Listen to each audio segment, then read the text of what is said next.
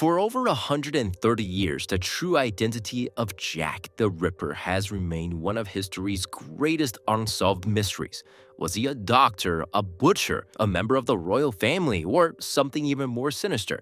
Now, thanks to a new DNA breakthrough, researchers believe they finally unmasked the infamous killer. And the answer? It's a name that's been whispered for over a century, but never proven. So, a little history. Between August and November of 1888, a brutal killer stalked the streets of London's Whitechapel district, murdering at least 5 women in horrific ways. The press called him Jack the Ripper, and his crimes sent shockwaves through Victorian England. Despite endless investigations, countless theories, and over 100 possible suspects, the case was never officially solved, until now. According to a recent report, forensic experts reanalyzed genetic materials taken from a blood-stained shawl, a piece of fabric said to have belonged to Catherine Eddowes, one of Jack Ripper's victims.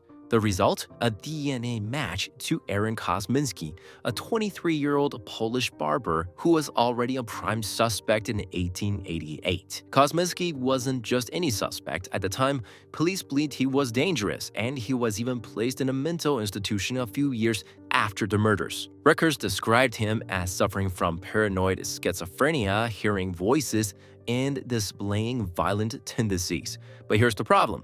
While the police suspected him, they never had enough evidence to convict, and since forensic science didn't really exist in 1888, they could never prove that he was the Ripper. Now, with modern genetic sequencing, researchers claim the evidence against Kosminski is stronger than ever, but not everyone is convinced. Some historians argue that the shawl may not have belonged to the victim at all, or the DNA sample could have been contaminated over the years. So does this mean the mystery is finally solved, or is this just another theory in the never-ending search for the real Jack the Ripper? Let me know in the comments below what you think. Did DNA finally unmask the Ripper? I think so. Or does the mystery still live on?